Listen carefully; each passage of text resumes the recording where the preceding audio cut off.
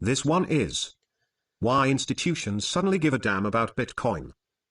From Cointelegraph.com. Why institutions suddenly give a damn about Bitcoin. As big players continue to enter the crypto space, institutions are becoming mega hodlers. Without a doubt, Bitcoin, BTC, has become an increasingly popular asset to own among institutional investors. By the end of the second quarter of 2020, Fidelity reported in a survey of almost 800 institutional investors that 36% owned crypto assets. It also projected that 90% of institutional holders of crypto assets expect to invest even more in Bitcoin this coming year. From MicroStrategy and Grayscale to JP Morgan and Goldman Sachs, Bitcoin has solidified its place in investment portfolios as the asset to hold as a hedge against inflation and currency devaluation. However, beyond that, there are real technical reasons why institutional investors are becoming more and more bullish on Bitcoin, with some predicting it will reach $1 million by 2025. While the future value of Bitcoin may continue to be a topic of debate, the reality is that investors and financial institutions now believe holding BTC might prove to be less risky than not having Bitcoin exposure at all. More than 81,000 BTC belongs to the treasuries of publicly traded companies. Bitcoin acts as a non-sovereign currency that is uncorrelated with other asset classes. For institutional investors, it serves as a diversification tool to hedge against highly correlated markets such as the S&P 500, Nasdaq and the dollar. Two major areas where Bitcoin and blockchain technologies offer the most value to institutional investors include secure, borderless transactions and access to new opportunities that can't exist in traditional financial markets. With US dollar inflation on the horizon, notable investors like Ray Dalio and Paul Tudor Jones are also beginning to like Bitcoin more and more and have identified it as the best inflation hedge, comparing it to gold and copper. As banks and technology providers continue to invest heavily in research and development projects related to verifying and recording finance transactions, such as JP Morgan's new business blockchain and digital currency house Onyx, we will continue to see institutions increase their presence within the space.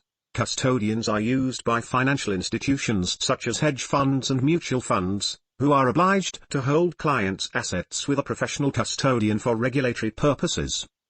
Anchorage, a newly launched crypto custody firm backed by Andreessen Horowitz and a number of other prominent blockchain-focused venture capital firms, is one of those solutions. It was incorporated with the ethos to provide a crypto-native digital asset custodian for institutional investors.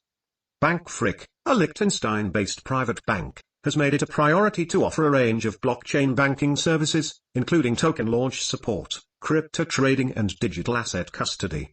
The regulated bank's services are targeted at professional market participants and financial intermediaries in Europe.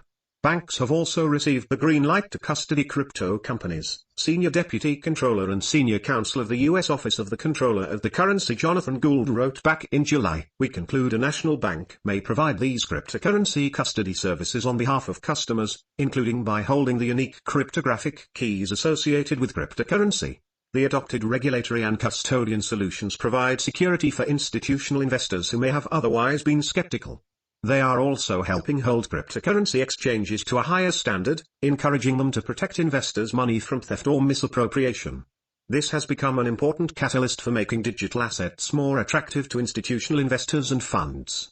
According to a report from cryptocurrency derivatives platform Zubra, institutional investors are moving toward holding Bitcoin in physical form instead of cash-settled futures. The integration of institutional investors into the crypto ecosystem and their interest in holding is a positive sign for mainstream adoption.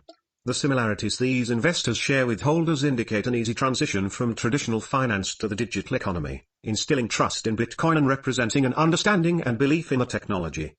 Serving both parties is also the high potential upside that comes with decentralized finance, which has introduced a flow of new business streams, products and services.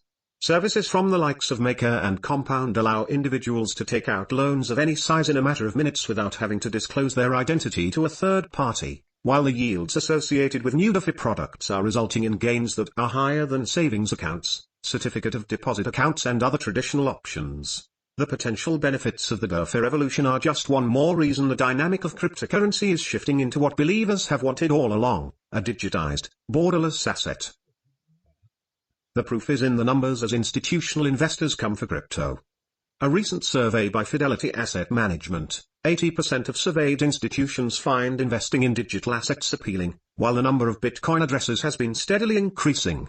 Addresses holding above 1,000 and 10,000 Bitcoins have also increased considerably. Coupled with declining balances on exchanges, this suggests that whales and larger investors are choosing to hold Bitcoin. A report by Big Four audit firm KPMG found that major banks, asset managers and qualified custodians are launching a new wave of institutional-grade crypto products and services. The institutional investments into cryptocurrency confirms trust in the digital asset from a significant place of power. The introduction of quality custody solutions. So, that being said, institutions are getting into this space, and it is very important to see that with the advent of new things such as DeFi, decentralized finance, banking products are now being moved to the blockchain. As a result, these institutional investors need to adopt or they will be wiped out. So players like PayPal are now in this space, as well as many hedge fund companies are investing within these assets. So it is important to get in before the other major players start getting into this space. So it is very exciting to see that institutional investors are here for crypto, and it's not going to change anytime soon. Next up we have First Chinese